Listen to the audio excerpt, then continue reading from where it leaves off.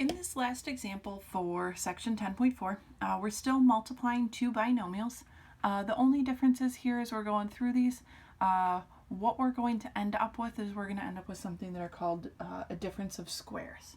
And if we look at these problems for h, I, and j, notice that our two binomials are almost identical with the exception of the sign that's in between our terms. Right? We have an x plus 6 and an x minus 6. X plus 7 and an x minus 7. Right? So we have a different sign in between these. There is a mathematical word for this. They are called conjugates. Again, not necessarily anything we need to worry about this semester. Instead, we're just going to do some multiplication like we did in the previous example and then investigate our results and kind of generalize something about our results as we go through these problems. All right, so we're going to start by distributing our x. X times x is x squared. X times negative 6 is negative 6x. Then we're going to distribute our positive 6x. Positive 6 times x is positive 6x. Positive 6 times negative 6 is negative 36. Okay, we're going to combine our middle two terms, but notice these middle two terms are the same thing, just with one plus sign and one minus sign. That means these guys are going to cancel each other out. Right? So we're just left with our first term, which is x squared, and our last term, which is negative 36. Right? So again, we're going to distribute x to start with. X times x is x squared. X times negative 7 is negative 7x. 7 times x is positive 7x. 7 times negative 7 is negative 49. We're going to combine our middle two terms. Again, they cancel each other out. So we're just left with our x squared, which was our first term, and our last term, which is a minus 49. Right. Distribute our 3x first. 3x times 3x is 9x squared. 3x times negative 4 is negative 12x.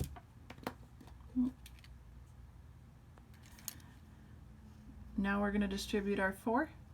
4 times 3x is plus 12x. Positive 4 times negative 4 is negative 16. Again, notice that our two terms in the middle cancel each other out, and we're just left with 9x squared minus 16. This one, it's pretty easy to see the pattern. Right? Our middle terms are canceling. We're just left with a binomial as an answer.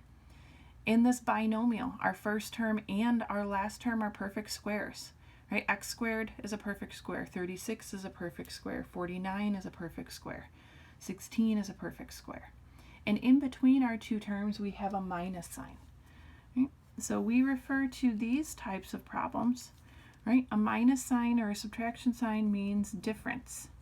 So what we have here is literally a difference of perfect squares.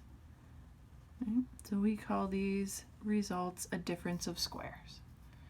Right? What we have is we have our first term squared minus, right, for our difference, our second term squared.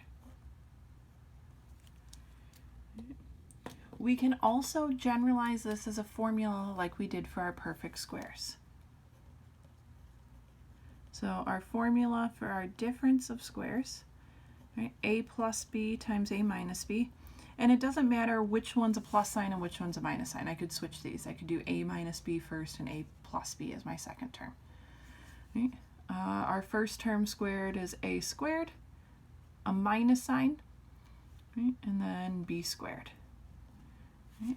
Again, if we look back to our original rules for multiplying two binomials, notice that we have our difference of squares formula. Right? This comes from examples, right, h, I, and j that we just finished. Right? Again, some of these patterns that we're talking about, some of these rules that we're talking about, you're going to start to see these words, hear these different things be referred to is maybe perfect squares or difference of squares is in this last case. But again, this semester, you don't really need to worry about memorizing the formulas. We're looking just kind of more for patterns. And as we're going through all of these problems, when we're multiplying two binomials, remember that we're using our distributive property twice, right? As we're going through and using that distributive property, again, we're always multiplying our coefficients and adding our variable exponent.